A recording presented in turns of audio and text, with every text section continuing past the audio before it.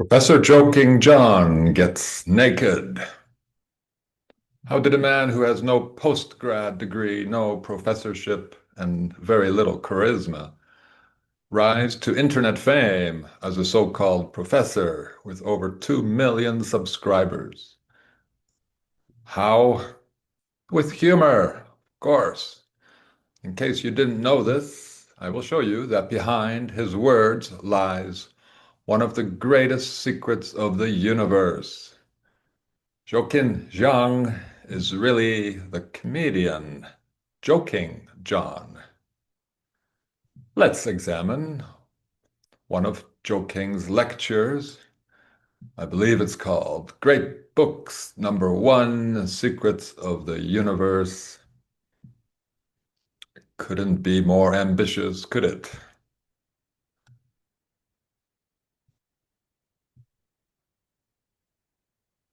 We start at the beginning. What I want to show you in this class is that a great book is something that makes you fully human by revealing to you the secrets of the universe and the secrets of what it means to be human. That's quite a task to give. Great books, quite a lot to expect. They should make us fully human, reveal the secrets of the universe. By revealing the secrets of the universe. So this is more magical thinking. You just get exposed to the secrets, and suddenly you are fully human. If only life were that easy. What is the universe, anyway? It's a funny word. Uni, one verse, one verse. That's a very short piece of text, usually in a poem. Yeah, what can you learn from one line of text in a poem? Nada. Maybe that's the joke. Besides, the universe has no secrets that are useful to human life. The age of Saturn is unknowable, and it is trivia of no use to anyone trying to create a better world. We don't even know the secrets of Antarctica, the Vatican, the pharmaceutical industry, and our treasonous politicians. Who has time for the universe? A great book, in my opinion, should do one of three things: stimulate us to think, make us laugh, or be a manual on how to live well. Nothing more than that. Um, Secrets could be revealed, but perhaps it's better to tantalize readers and make them think and reveal their own secrets. Maybe I should be doing more of that. Let's skip ahead.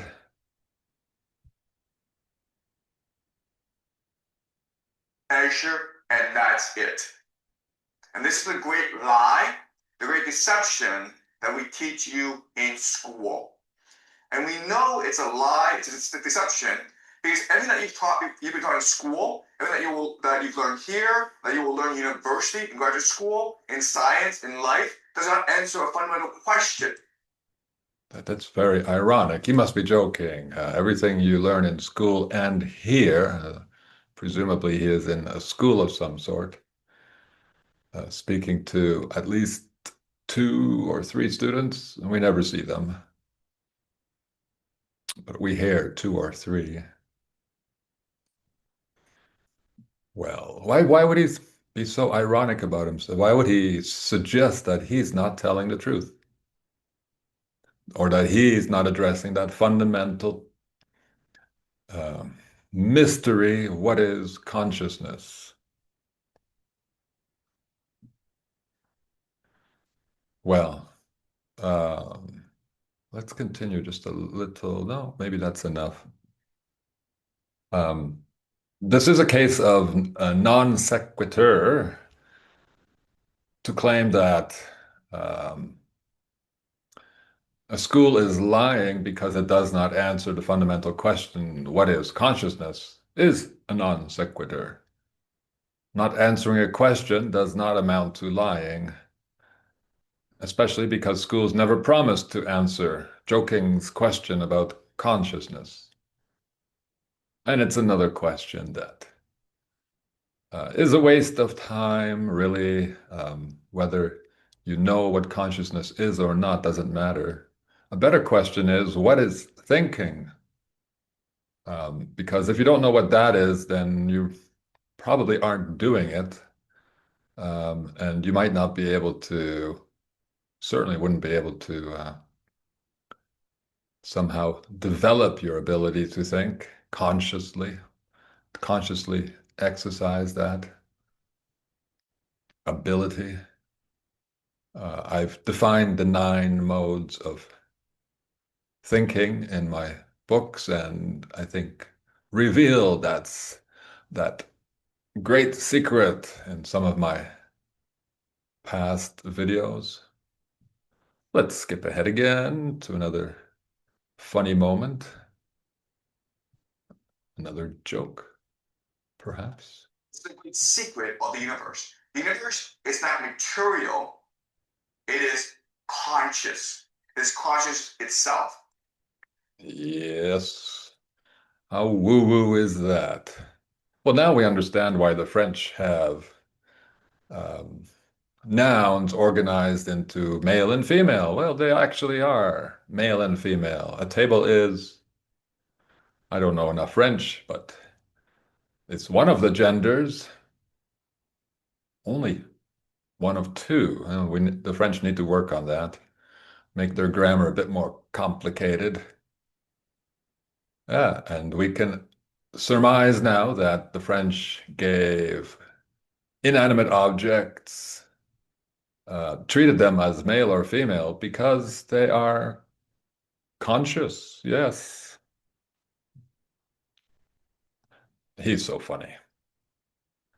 The universe is conscious. Look, most of us aren't really conscious, not in any meaningful sense of the word.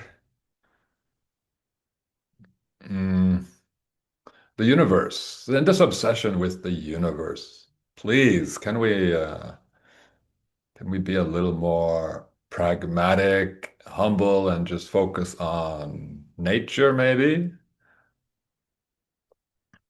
The universe is mostly cold, empty, lifeless, and unknown, so they say. Nature can be known very intimately. It sustains us, and it can be generous and teeming with life. But the death-worshipping cult loves emptiness and empty words.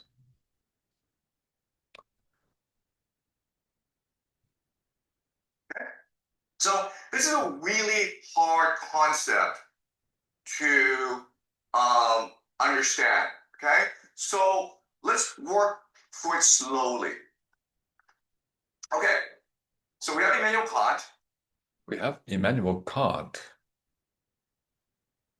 He's going to try to explain something supposedly complicated, that the universe is conscious, by summoning Kant, the 18th century German idealist, ontological philosopher, esoteric scribbler of nonsense.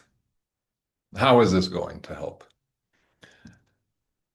By the way, Kant probably didn't exist, and his name should provide some clue about who or what he really is. In English, we have the word cant. Kant's name can be pronounced that way. Cant is spelled C-A-N-T. It's not C-A-N apostrophe T. Cant is a noun meaning insincere, the private language of the underworld. Phraseology peculiar to a particular class or profession. It's a negative word that expresses contempt for the way some people speak. And so we should have some contempt for how this man speaks and Kant. Well, um, let's skip ahead again to, well, paraphrase. Maybe he speaks about the nomad or the monad, vibrational waves that create matter, but consciousness is an extension of the noumena, this Kantian lexicon. Um, what is this noumena that exists behind the world we experience and perceive? It is the great mystery. It is very godlike with a different name. God just became Kant's noumena. And this is why Professor Joking summons Kant. He will, he is something of an evangelist, New Agey evangelist. Uh, Let's skip ahead a good few minutes, And then you connect it to another person, okay? talking about connecting to this amazing universe we live in, starting with people.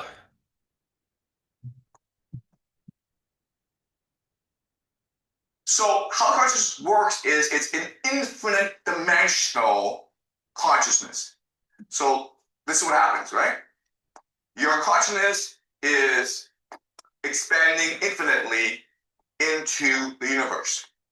As you can I think that's giving us a little too much credit. We are not quite omniscient or omni-aware of all things, but it's a nice fantasy. Good joke. see, at one level, you are by yourself. Okay? Your consciousness is unique to you. But at another level, at a higher level, is that you're connected with someone else. And then you're connected to another person, okay? And you go on and on until you connect with everything. So we Until you connect with everything. Wow. I can hardly connect with my neighbors. I gotta subscribe to this man's channel and click better with people. Well, connecting with others, of course, that does happen, mostly online now. Um, and connecting just seems to mean contacting or having the contact. How deep are our connections? I wager not very deep. I'd also like to emphasize that once again, our good Professor Joking is excluding nature. We're not supposed to connect with nature, not the mud beneath our feet. Instead, we can connect with everything, the entire universe. What a joke. It's a cyberspace fantasy. Can you connect with Uranus? Can you FaceTime Uranus? I didn't just say that. You tell me. Can you connect with Pluto and the plutocrats? Obviously not. Obviously, Professor JJ was joking. And of course, the good professor must summon Plato too, that staple of fake intellectualism. Best metaphor that we have is something called Plato's allegory of the cave. Plato's cave. Yeah, and he really does love Plato's allegory of the cave. Uh, it is mentioned in the book The Republic, Plato's most quoted book. Please note that it is titled The Republic, not the Democracy, much less the Anarchy.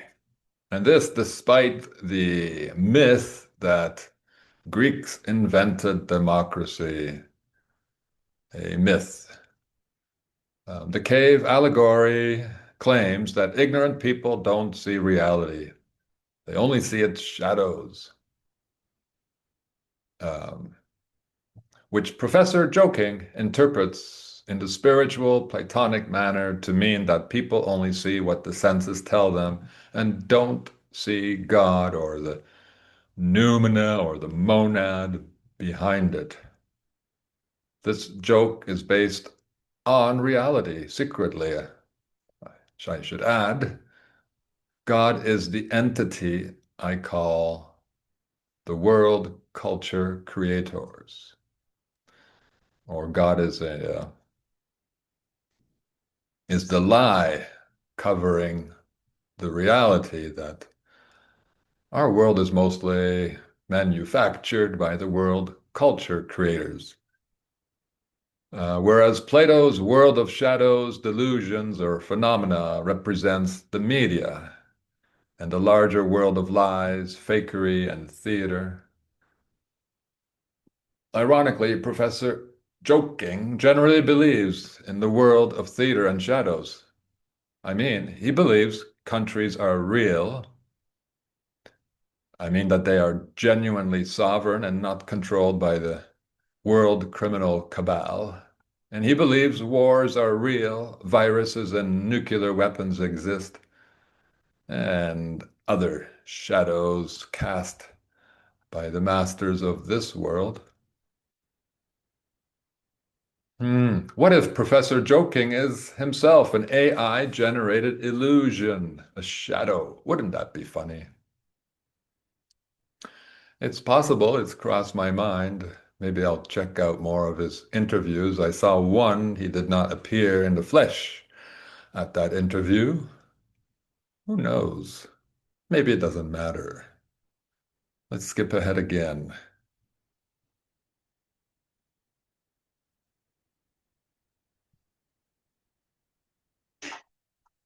So what they want is our energy. Okay? That's true wealth. What they want, yes, the WCC, not God. Those hidden people casting shadows. To focus our energy, capture imagination, they can construct reality in the way that they want it. Okay? Because reality is what we imagine it to be. The imagination is the animating force of the universe. Another enormous claim. Imagination is the animating force of the universe. Wow. It's tantalizingly close to saying delusion, images are the forces that animate this world. That would be much closer to the truth. Imagination animates the universe. I mean, most people are quite lacking in imagination. They do live in an imaginary reality constructed for them by quite creative people exercising their imagination in order to keep us in an imaginary world. But most of us are doing precious little um, independent imagining. I mean, reading a fantasy book, for example, or a fake news report does not amount to you using your imagination. It amounts to you passively absorbing the images or lies produced by someone else's imagination.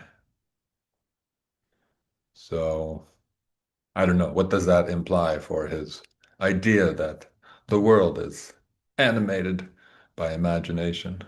Well, not the imaginations of most of us. right? So they can focus our attention. For us, they can create their own reality. All right? Now we understand why we watch movies. Now we understand why we have the internet. Now we understand why the school wants you to love artificial intelligence. He's going to tell an important truth here. Granted, yes. But let's see an important truth about, oops, an important truth about the world. But then he leads us to a false solution.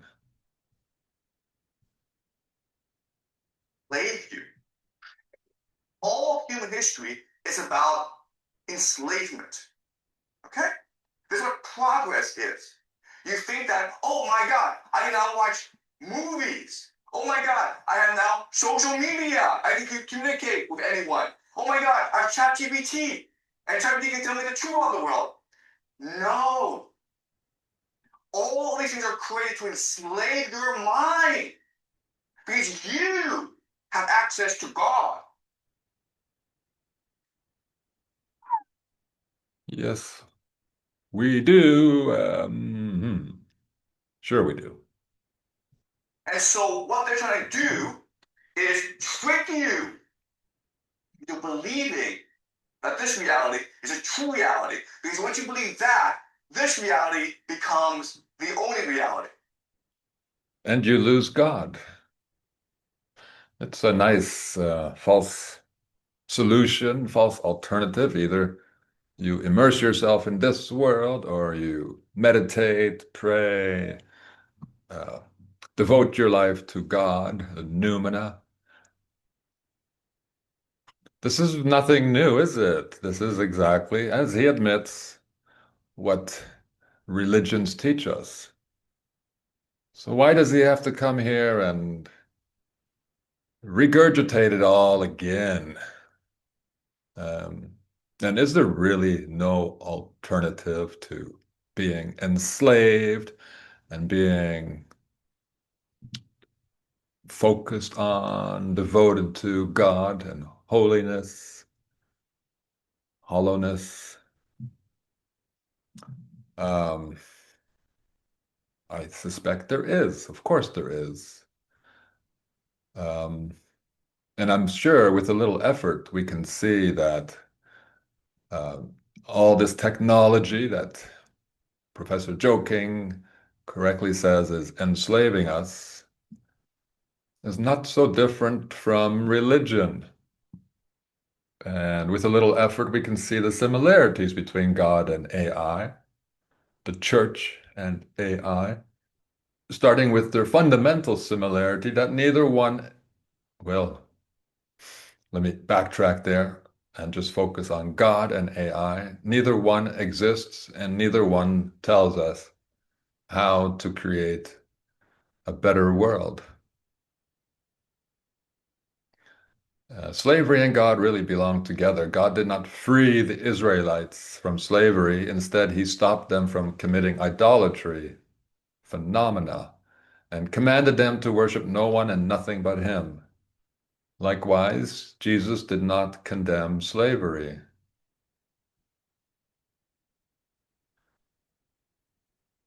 Little Bible lesson for the good professor. But he probably knows. He's probably just joking. How, without any duper's delight smiles, I'm not sure. Maybe he really believes what he's saying. Maybe I don't care.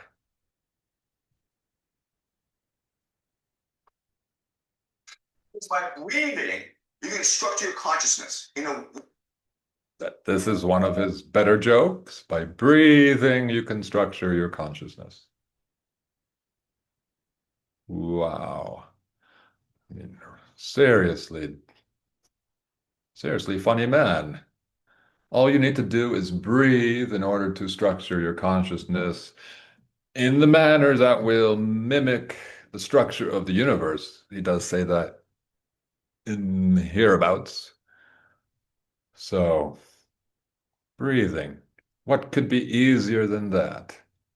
Anyone can do it. It's magical thinking. It's religion for the lazy. It's maybe that's a redundant statement. Um, Breathing. I know much to do about breathing. Please just go outside and exert yourself a little. Do some gardening. Play with some energetic children, and you'll learn all about breathing. To structure consciousness, you might need to learn how to think and organize your thoughts, uh, purge them of trash and contradictory ideas so that you create a sound structure, a sensible structure. Um, where to go next? He has so many jokes for us. Um, at the 20-minute mark, he's going to give us some advice about how we can, I'm not what's the right word, become awake, become enlightened, become connected to the universe.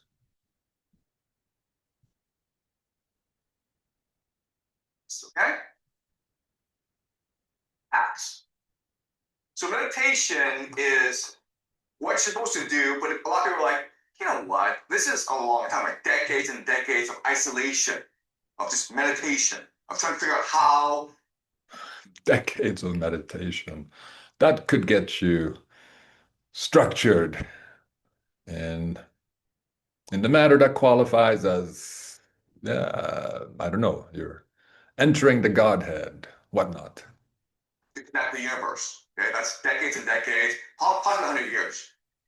There must be an easier way, and there are. Okay, they're not great, but there are, and we figured it out. Okay, so the first hack they can use is psychedelics. Psychedelics are your shortcut into the Godhead slash universe slash whatever you want, enlightenment, wokeness. Right? So these Must be a drugs, and they could be magic joking. mushrooms, they could be peyote, whatever. Okay, but they alter your consciousness in a way that disrupts your left hemisphere and allows you to focus on your right hemisphere, which The right hemisphere is the good one, by the way. The left one, not so good. Keeps you stuck in a state of delusion and worldliness. What ridiculous, childish concepts about how the brain functions. Basically, he has just slandered half of the brain, said we don't really need that one. The right side is the wrong side. Of course it is. Psychedelics. allows you to see the nomana. Okay, when you see the nomana, you're like, oh my god, it's just energy. Okay, it's just colors, colors, colors. So if you go online and you see artwork from people who've used psychedelics, you will see that it's very colorful. Okay, Well, I thought it was people who use their imagination, but no, we don't have enough imagination. You need psychedelics. Hmm. and it's very strong. It's all vibrational. Okay, so that's one hack. Another hack that you can use is self-denial. Okay, so it's possible you can starve yourself fasting. Okay, Yeah, that should have some interesting effects on your consciousness. Fasting is the fast way to connecting with the universe. Hmm. Well, it's less harmful than psychedelics and costs a lot less. Yeah, maybe I'll prefer that route. It's possible that you go out naked in the cold. Okay, but when you collapse your body and you're approaching death, your consciousness shifts into the spiritual. Okay? You couldn't have said it any better. Approaching death means approaching the spiritual. Indeed. So what's important to understand is death is not the end, death is release. Because this world that we live in, our bodies are the prison. Good grief, you slanderer of Mother Nature's gifts. Shame on you. What would your mother say? You know, the capital M mother. It's part of natural cycle. Okay, and the third is something called ND. Death is part of the natural cycle. Thank you for that enlightening comment. And maybe that's the only time you're going to mention the word nature or natural in the context of death. Doesn't help her very much. I mean, Mother Nature. Experience. So these are people who don't, something called NDEs, near-death experiences. So these are people who don't want to die, but they might be in a car accident or they could have drowned. Okay, they died for like 5 minutes. What happens, and they all come back and say the same thing, when they die, they escape into the spiritual realm. And they Indeed. Sudden enlightenment. That little light bulb at the end of the tunnel. So this is perhaps the most dangerous shortcut offered by the good professor, or shall I say the funniest one, near-death experience. Just if you don't really want to die, but you want to see the divine, just attempt to kill yourself in a manner that will fail. Yeah, and you'll be there instantaneously. That's the most dangerous one. But I hope no one takes that advice seriously. meet God. Okay? And these are people who don't know each other, but they say the same thing about the near-death experience, which is the world that they go into. It is Plato's world. It's like escaping the cave and going to the world of the light. It is a world of compassion, of love, of forgiveness. It is as though you're connected again with the divine. Okay? That's why everyone who has experienced a near-death moment always comes back behaving like a saint and full of just radiating love everywhere, so much that other people say, "Hey, give me a bit of that near-death experience. I want some too." All right. Um, and then, but there's also another way, and this is what the Christians believe. Okay, so let's talk about Jesus. Jesus, the Christ consciousness he will talk about. Somehow you can access that Christ consciousness. Maybe just go to a church, get baptized, confirmed, whatever else you have to do, devote yourself to Jesus, and bingo, you've got absolute connection to the universe or God or the Godhead. One more he will add, one more shortcut is read great books. My goodness, this professor is like so many, so naive about the books we read. Books are the beginning of media, the media. All great books are anti-intelligence weapons. Please be careful when you read great books. Keep your thinking cap on. So Christians miss. We're gonna have to. I can't. Can't tolerate this anymore. And time is precious, isn't it?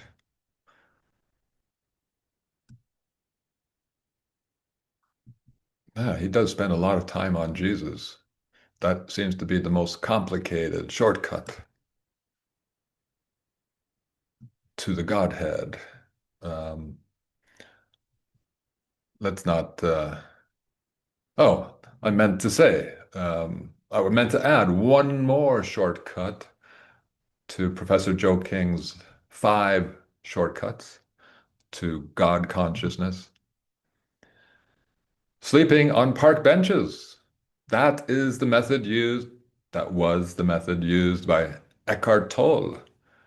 Just spend a year or so sleeping on park benches, or lock yourself in a cave, as some saints did. I think that's probably the cheapest way to go. Nah, a lot of these methods are quite affordable. No excuse not to practice them. I expect to see many people in the near future. How old is this video? Fasting and having near-death experiences. No, 28, 20.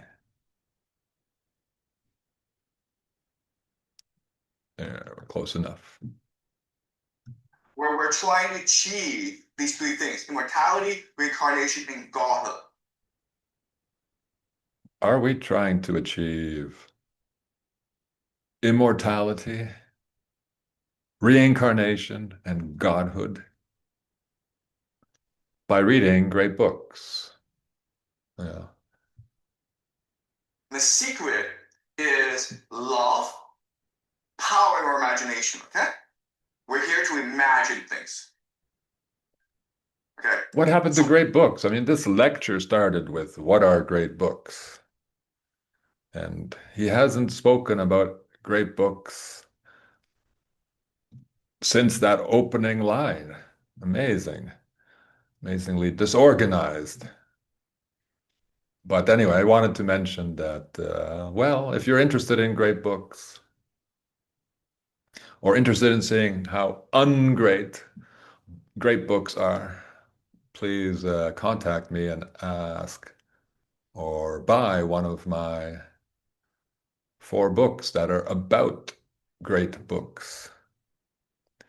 Now, we're mercifully coming close to the end.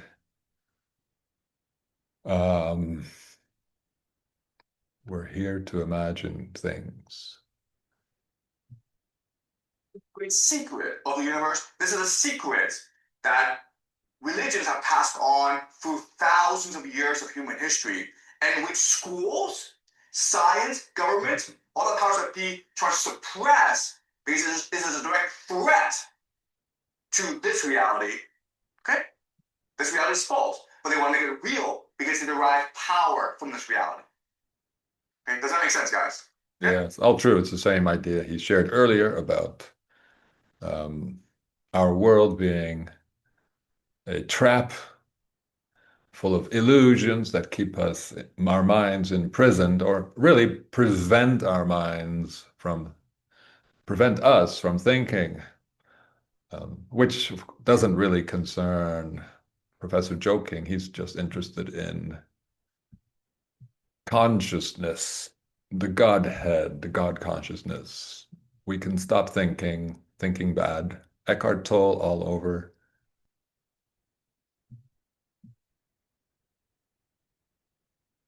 All right, 3821. Here, we plunge deep into the professor's concepts or imagination as it regards slavery.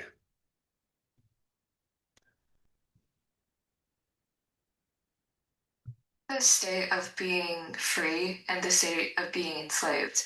Can there be a slave? Can there be a slave that consciously realizes that they're being enslaved and also consciously refuses to go out to like embrace freedom? Sorry, that's what a slave is, though, right? A slave is someone who wants to be a slave, who chooses to be a slave. Because You get outrageous statements like this. Do you think everyone struggling for economic survival is doing that intentionally because they want to be struggling? They want to be enslaved to a system that strips them of their energy. Granted, people are addicted to many of the pleasures, so-called conveniences, and they are afraid of serious changes. But to say that people choose slavery, it's a bit much, my friend. it's all choice, it's all free will, right? You must be joking. Well, he does seem amused by the young lady's suggestion that maybe slaves are not happy and hmm, don't choose slavery. I cannot make you do this. I cannot make you, force you to lie to yourself. You have to choose to lie to yourself. By going to school, where you acquire lies, believe in the lies you are told, including, of course, ironically, this whole show is a joke, Professor Joking's lies. Quote, I cannot make you do X. Well, I don't know. COVID, I faintly recall, made many people choose to act like slaves. Why? Well, they did choose. I did actually say that. But is it free will? Is it really choice? Teachers, JJ included, prevent us from understanding nature and teach us before we can think critically, before we can think for ourselves. They teach us to believe in viruses, to believe in the government, to believe in science, to believe in doctors, to become slaves of our fears and beliefs. That is a form of covert mental raping, covert forcing, and making us believe when we are in no condition to think critically about what we are being told. So, do children who are raised to believe illusions, to believe lies, do they choose to be slaves? They don't see any option. They were never given an option. They have no understanding of nature. They don't look around and see animals not getting injected, not wearing masks, and not getting sick. Somehow, thanks to their miseducation, they unconsciously assume that, well, viruses just like humans. It's a human problem. Free will, which is a Catholic notion, important to Dr. Joking, is really a simplification and a deception. Mental fitness and wisdom are the reality. If you lack the mental fitness to stop an addictive behavior, you don't have free will. If you don't know how to live better, no amount of free will can help you live better. Okay, one more, a couple more. And more Plato, I'm afraid. More Plato coming up. Again, from the Republic.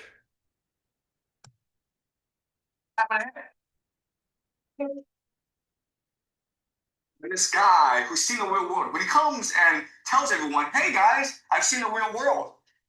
Let's get out of here. What's going to happen to him? They're going to kill him. You damned fearmongerer.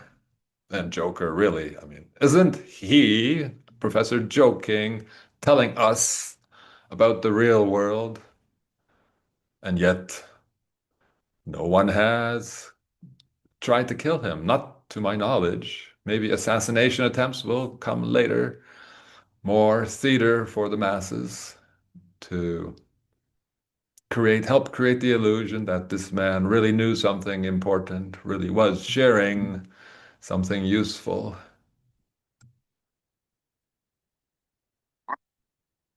Bible says, you get Therefore, it's true. You fear mongerer. I mean, seriously, what happens to people who tell the truth? Um, I think, in my experience, the ignorant cowards who don't like truth, can't handle it, are not fit enough to receive it. They merely retreat and refuse to listen. They might spew a few insults, nothing more. That is the easiest way to preserve illusions. Walk away and insult. The ruling class, the WCC, they might be motivated to kill truth tellers, but they generally fake assassinations of fake truth tellers so that people remain afraid to tell any truth about their civilization or even to simply criticize it. Another excellent joke a couple minutes later. no, it's not my choice. I'm being forced. It's not my choice to go to school. It's not my choice to go get a job because if I don't get a job, I'm gonna starve. Well, there is some truth to that, isn't there? I know parents who tell their children, if you don't do well at school, you'll be living on the street. Poor children. Is there really no other way for humans to live as humans? Really? We have to be part of this system? You know, even if you devote yourself to God, you're going to need a job, and God is not going to rain manna on your head, much less money. I won't. You won't starve without a job. I had to take a moment to pause and meditate on that for a moment. Does he, did this, does, well, what do you say? What do you say? I mean, of course, there are people without jobs. They're called native people living in forests. But at no point in any of his lectures will Professor Joking ever recommend that lifestyle. Become a permaculture farmer. Support yourself. Build your own house. This is not part of his philosophy. Remember, that doesn't really mean anything. That just means a release. Death, the real world, death doesn't mean anything. Well, it's true. Death has been cheapened and demeaned by the media. We see thousands of characters and fake deaths in our lifetime, millions probably. So, how do you deal honestly with death after being flooded with so much fakery? It doesn't mean anything. Agreed. We finally agree. It should mean something. I disagree on that. Yeah, I mean, insofar as I think it should mean something. Um, one more. One more. I just can't get enough. I just can't get Okay? enough. Because the universe, what it's trying to do is vibrate more. Vibrate more just means imagine more. Mhm. Um, Imagination equals vibration. Oh boy. You can't feel pain. You can't suffer. You can't lose. There's no evil. You can't imagine things. Does that make sense? Yeah, Eckhart Tolle also went in this direction to redeem conflict, pain, and suffering by suggesting, I guess it's a roundabout way of saying it helps you appreciate life. Suffering is good. It helps you appreciate the good things. Like suffering now is a good thing. Suffering helps you appreciate suffering. I get it. Um, the universe wants to vibrate. No, my dear friend, I don't know what you mean with these funny jokes. Nature wants more biomass, more life, more energy. And nature's quite simple. We want maybe something more than that, or more energy upstairs, more energy just generally. So many of us are stuck in chairs behind screens that keep our minds asleep, doing nothing, never able to think. Well, the good professor can't imagine a world without conflict. For him, duality and conflict are good. It's very anti-peace and very Masonic, I suppose. It is certainly anti-peace. And that's ironic considering that this professor does speak about war. Oh well, I think this suffices for my first examination of the professor's work.